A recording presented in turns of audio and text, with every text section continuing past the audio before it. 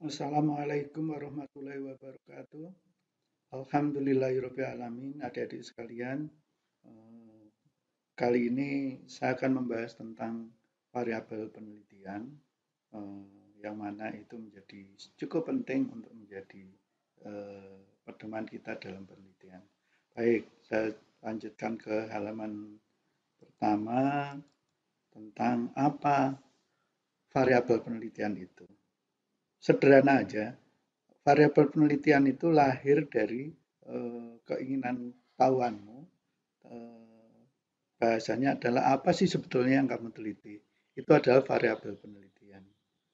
Dan variabel penelitian itu kuncinya adalah ada variasi hasil pada indikatornya.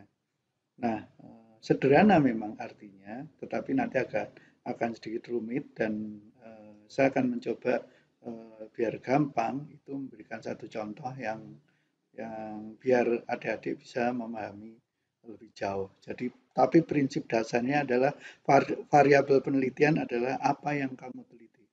Apa yang kamu teliti. Ingat, apa yang kamu teliti itu adalah variabel penelitian. Baik, eh, kalau dilihat dari per definisinya, variabel penelitian itu adalah ini dari Sugiono mengatakan bahwa segala sesuatu yang berbentuk apa saja yang diterapkan oleh peneliti untuk dipelajari sehingga diperoleh informasi tentang hal tersebut dan dilanjutkan dengan kesimpulan. Itu pendapat Sugiono. Baca aja biar nanti lanya pertama emang agak susah. Saya sendiri pun untuk belajar ini harus membaca berulang-ulang. Kemudian kalau dari pandangan Hedge and Farhadi pada tahun 89, eh, variabel penelitian adalah atribut seseorang atau objek yang mempunyai variasi. Jadi harus ada variasi, itu adalah perbedaan antara satu dengan yang lain. Antara satu dengan yang lain atau satu objek dengan objek lainnya. Itu pandangan Hedge and Farhadi. Jadi kalau ilmu sosial itu sangat tergantung atau banyak sekali pendapat yang barangkali berbeda, tidak berarti salah, tapi memang itu kekayaan peneliti-peneliti atau pendapat mereka yang memahami itu. Nah, kita mempelajari berdasarkan pada pandangan mereka. Kemudian kalau dari Kellinger, variabel penelitian adalah variabel konstruk atau konstruk bahasa Inggrisnya atau sifat yang akan dipelajari. Jadi konstruk atau sifat yang akan dipelajari. Oke, mungkin masih belum jelas, maka saya berikan beberapa contoh ya tentang variabel penelitian. Pertama tentang orang misalkan, tinggi badan, berat badan, sikap, motivasi, kepemimpinan, itu adalah beberapa variabel tentang orang. Kalau tentang objek, kita bisa contohkan adalah berat barang, ukuran barang, bentuk barang, warna, dan sebagainya. Itu objek. Kemudian dari contoh lain adalah kalau kita meneliti di bidang administrasi, eh, bisa saja variabel penelitian itu adalah struktur organisasi, model pendelegasiannya, ada yang langsung atau tidak langsung, kemudian pola kepemimpinannya, ada yang otoriter, ada yang laissez-faire, ada yang pendelegasian dan sebagainya. Kemudian pengawasan, ada pengawasan sistemik, ada pengawasan melekat dan sebagainya. Kemudian contoh yang lain adalah tingkat koordinasi, level koordinasi antara satu orang dengan yang lain. Ada lagi tentang prosedur, itu bisa dijadikan satu variabel. Mekanisme kerja juga bisa dianggap variabel. Deskripsi pekerjaan itu juga variabel, tinggal nanti bagaimana itu diterjemahkan menjadi indikator. Kemudian kalau dari Klinger, dia memberikan contoh misalkan tingkat aspirasi, penghasilan, pendidikan, status sosial, golongan gaji, produktivitas kerja, dan sebagainya. Sengaja saya sampaikan contoh-contoh ini pada saat penelitian kita seringkali bingung contohnya apa gitu ya. Ya, ini beberapa contoh saya berikan agak banyak supaya kamu nanti pada saat penelitian apa namanya bisa mengorek-ngorek kembali apa variabel penelitianmu apa didasarkan pada contoh-contoh yang ada. Jadi antara teori dan contoh kadang-kadang melengkapi. Di teori kadang-kadang susah kita memahami, tapi perlu pada saat kita memikirkan, mengarang-arang atau mempertimbangkan sesuatu tentang variabel ini. Jadi antara antara teori dan contoh-contoh itu diperlukan pada saat kamu nanti mencari apa variabel pada penelitian. Selanjutnya kalau dari apa namanya pembagiannya, variabel penelitian dibagi menjadi setidaknya ada 5 karakter lah. Dan 2 yang teratas itu yang penting. Jadi ada variabel independen dan variabel dependen. Variabel independen sesuai namanya dia adalah variabel yang bebas, angka-angkanya bebas diisi, tapi variabel dependen itu tergantung pada variabel dependennya. Nanti kita kasih contoh di halaman berikutnya. Jadi ini per definisinya dulu. Nah, variabel independen kadang disebut juga sebagai variabel stimulus atau prediktor, atau ada yang bilang sebagai antiseden atau variabel bebas. Jadi yang belakangan itu yang paling gampang kita pahami. Variabel independen adalah variabel bebas.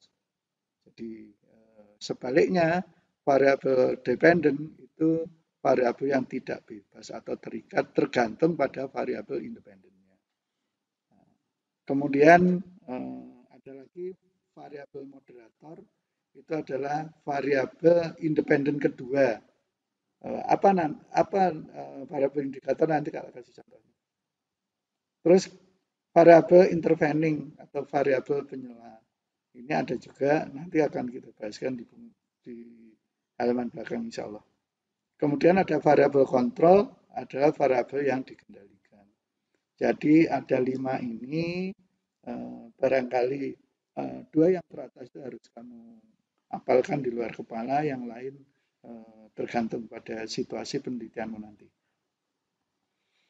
Pak lanjutkan agak detail, variabel independen per definisinya adalah variabel yang mempengaruhi atau menjadi penyebab terjadinya perubahan dan menjadi timbulnya variabel dependen.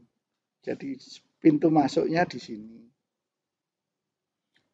Sebaliknya variabel dependen disebut juga variabel output, kriteria, konsekuensi, variabel terikat. Yang biasa dipakai itu istilahnya sebagai variabel terikat. Adalah variabel yang dipengaruhi variabel independen. Jadi ini adalah hasil, sementara ini bebas menentukan. Contohnya adalah sebagaimana di bawah, kecanggihan teknik pemrograman PHP pada pengembangan sistem informasi akademik itu sebagai variabel independennya. Jadi apakah teknik pemrograman PHP pada SIAT sekarang canggih apa tidak itu menjadi variabel. Nah, nanti dampaknya adalah kalau barangkali asumsinya adalah itu kalau canggih banget, lama pemakaian sistem informasi akademik di mana namanya Unival misalkan, itu menjadi semakin lama apa namanya memakainya karena sistem informasinya sudah ada. Ini contohnya sederhananya antara variabel independen dengan variabel dependen. Jadi variabel dependen itu tergantung pada variabel independen. Jadi lama pemakaian sistem informasi akademik itu tidak akan ada pertanyaan ini kalau di depannya tidak ada kecanggihan teknik pemrograman PHP pada pengembangan sistem informasi akademik. Nah, tentu ini sudah sistemnya harus ada dulu.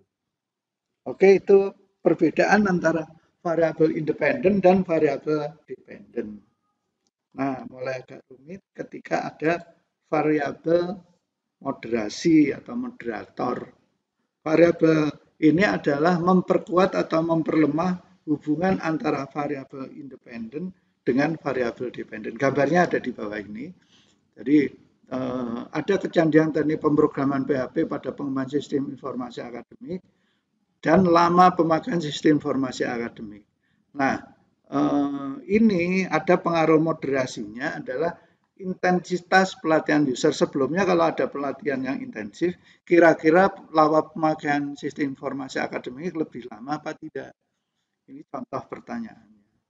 Apakah pertanyaan itu sudah ada jawabannya? Belum, namanya juga penelitian. Jadi ini kita tentukan variabel independennya apa, variabel dependennya apa, dan variabel moderasinya apa. Jadi ini contoh variabel moderasi. Nah, lanjutkan tentang variabel intervening. Variabel intervening adalah variabel penyela yang menyebabkan hubungan variabel independen dan dependen menjadi hubungan tidak langsung dan tidak dapat diamati dan diukur. Konkretnya ini tak kasih contoh yang benar-benar tinggi banget. Jadi yang tadi kecanggihan teknik pemrograman PHP pada pengembangan sistem informasi akademik itu sebagai variabel independen. Kemudian intensitas pelatihan user itu masuk menjadi variabel moderasi. Nah, sementara variabel intervening digambarkan di sini. Jadi misalkan kecanggihan teknik pemrograman PHP dengan intensitas pelatihan usernya bagus misalkan, tapi sistem operasinya berbeda, mungkin lama pemakaian sistem informasi menjadi berkurang atau bertambah. Misalkan kalau pakai Windows 10 mungkin berbeda dengan Windows 7. Windows 7 mungkin beda dengan Android gitu kan. Kalau Android bisa dibuka pakai HP-nya masing-masing sehingga kemungkinan lama pemakaian sistem informasi akademik bisa lebih lama. Misalkan itu. Itu namanya variabel intervening. Selanjutnya ada variabel kontrol. Ada beberapa penelitian itu mengharuskan ada beberapa variabel itu yang dikunci. Jadi dibuat konstan sehingga faktor luar tidak mempengaruhi variabel independen maupun dependen. Sama dengan yang tadi, saya hanya menambahi sistem operasi komputer sudah ditentukan semuanya harus pakai Windows 10 misalkan. Spesifikasi komputer Pentium 7 misalkan harus semuanya sama. Kemudian kapasitas AC ruangan dianggap sama semua, jadi nggak ada alasan untuk kurang dingin dan sebagainya. Nah, dari variabel yang terkontrol ini semuanya dikendalikan, apakah lama pemakaian sistem informasi akademik itu berpengaruh? Sangat bisa jadi berpengaruh. Makanya ketika ini dikunci, maka variabel yang independennya menjadi dominan. Padahal ini adalah kecanggihan teknik pemrograman PHP pada pengembangan sistem informasi akademik itu menjadi variabel independen yang penting. Sama intensitas pelatihan user sebagai variabel moderasi juga berpengaruh terhadap lama pemakaian sistem informasi akademik. Dan itu nanti diuji pada penelitian. Baik, kira-kira itu tentang variabel penelitian. Nah, ada beberapa catatan dari Sugiharto ya. Kapan variabel itu menjadi independen, menjadi dependen, moderating, terus intervening atau kontrol? Nyatanya memang agak susah menentukan itu. Makanya perlu diskusi banyak agar masalah itu bisa terpecahkan. Oleh karena itu, harus dilihat konteksnya. dengan dilandasi konsep teoritis yang mendasari dan hasil pengamatan empiris, maka pada objek penelitian itu maka variabel itu menjadi lebih jelas. Oleh karena itu perlu ada studi pendahuluan untuk menentukan variabel-variabel itu. Ingat, ketika definisi variabel itu jelas, maka proses penelitian bisa lebih terarah dan terencana dengan baik. Kemudian untuk gejala sosial berbagai variabel saling terkait secara simultan. Simultan itu berbarengan. Jadi mana yang mempengaruhi kadang-kadang nggak tahu. Oleh karena itu perlu pembatasan variabel penelitian. Ini penting dari awal tak sampaikan, perlu ada pembatasan variabel penelitian. Kadang hanya ditekankan pada variabel independen dan dependen saja. Itu faktanya, maka kita eksplorasi berdasarkan contoh-contoh yang ada. Oke, sekian dulu. Kita lanjutkan nanti insya Allah dengan tema yang lain.